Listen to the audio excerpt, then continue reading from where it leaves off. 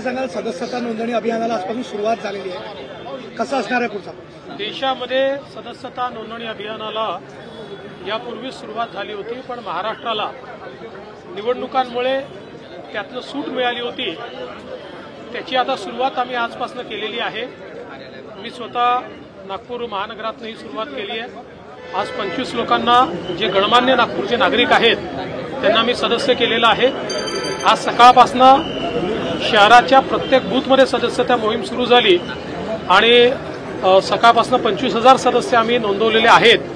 आज सायंकाळपर्यंत 1 लाख सदस्य आम्ही पूर्ण करू असं टार्गेट ठेवलेलं आहे. आणि राज्यामध्ये आमचे अध्यक्ष चंद्रशेखर बावनकुळेजी यांनी 1.5 कोटीचं लक्ष्य ठेवलेलं आहे. सगळ्या बूथमध्ये, महाराष्ट्रातल्या 1 लाख बूथमध्ये आज आम्ही सदस्यता मोहिमेची सुरुवात केलेली आहे. मला विश्वास आहे कि हा जो 1.5 कोटीचा आकडा आम्ही ठरवलेला आहे तो आम्ही निश्चित पूर्ण करू. सर, हिंदी में बताइए. देश में भारतीय जनता पार्टी ने अपनी सदस्यता मुहिम शुरू की थी. चूंकि महाराष्ट्र में चुनाव था तो महाराष्ट्र को एग्जम्पशन मिला था. आज से हमारी सदस्यता मुहिम शुरू हुई है. आज एक साथ हमने 1 लाख बूथों में सदस्यता मुहिम शुरू की है. मैं स्वयं नागपुर में सदस्यता मुहिम के लिए आया हूं. 25 लोगों को मैंने अभी, जो नागपुर शहर के बहुत ही गणमान्य नागरिक है, उनको मैंने अभी सदस्य बनाया है. सुबह से नागपुर शहर के जो हमारे बूथ है, उन सभी शहरों के 2200 बूथों में हमने काम चालू किया है. करीब 25,000 लोगों को पहले 2 घंटे में हम लोगों ने सदस्य बनाया है. आज 1 लाख लोगों को सदस्य बनाना, ऐसा हम लोगों ने तय किया है. और पूरे नागपुर शहर में 7 लाख सदस्य हम लोग बनाएंगे. साथ साथ पूरे महाराष्ट्र में 1.5 करोड़ सदस्य बनाने का हमारा लक्ष्य है. मराठी भाषेला अभिजात दर्जा देण्यात आला, मात्र त्या संदर्भात GR निघाला नसल्यामुळे साहित्यिकांनी देखील प्रश्न उपस्थित केले. मला असं वाटतं की अनेक वेळा अनेक लोक या संदर्भातली योग्य माहिती न घेता त्याच्यावर बोलत असतात. सगळ्या प्रकारच्या प्रक्रिया असतात, त्या प्रक्रिया आपण पूर्ण केलेल्या आहेत. आणि अभिजात भाषेचा दर्जा हा केंद्र सरकारने आपल्याला दिलेला आहे. देवेंद्रजी, आज मोर्चे येतात. पुण्यात पण मोर्चा निघाला बीड प्रकरणावरून, आणि अंजली दमानी यांनी आरोप केला की मुंडे समर्थक माझा छळ करताय, मला धमक्या देतात. बघा, पहिली गोष्ट तर अशी आहे की मोर्चे काढण्याचा सगळ्यांना अधिकार आहे.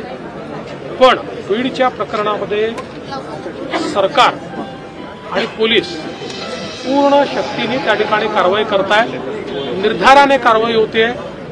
या प्रकरणामध्ये काहीही झालं तरी कोणालाही वाचवण्याचा कोणी प्रयत्न केला तरी आम्ही वाचवू देणार नाही, कोणालाही वाचवलं जाणार नाही. जे दोषी आहे, आणि या प्रकरणाच्या अनुषंगाने जे लोक दादागिरी करतात, जे लोक हप्ते वसुली करतात, अशा सगळ्यांवर जरब बसवायचं आम्ही ठरवलेलं आहे. त्यामुळे या संदर्भातली योग्य कारवाई चालली आहे. आणि श्रीमती अंजली दमानिया यांची काही तक्रार असेल त्यांनी पोलिसला द्यावी, पोलीस त्याच्यावर निश्चित कारवाई करतील. गोरेवाडाला 3 वाघ आणि 1 लेपर्ड हे बर्ड फ्लूमुळे गेलेले आहे. त्याचा अहवाल आणि केंद्रीय स्तरावर पण झालाय. त्याचे परिणाम पुढे येऊ शकतात. निश्चितपणे बर्ड फ्लूने गेले असं प्राथमिकदृष्ट्या त्या ठिकाणी लक्षात येत आहे. त्यामुळे बर्ड फ्लू प्रिव्हेंट करण्याकरता, तो थांबवण्याकरता ज्या काही उपाययोजना त्या करण्यात येतात. आपण काही मुद्दे मांडलेले आहेत.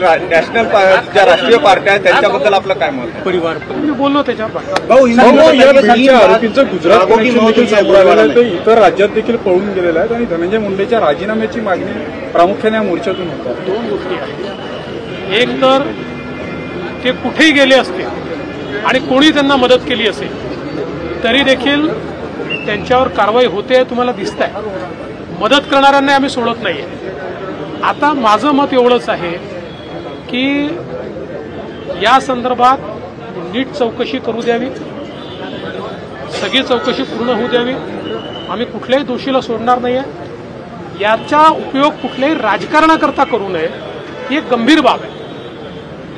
एक अतिशय चांगल्या आणि लोकांमध्ये लोकप्रिय असलेल्या सरपंचाची निर्घृण हत्या झाली आहे.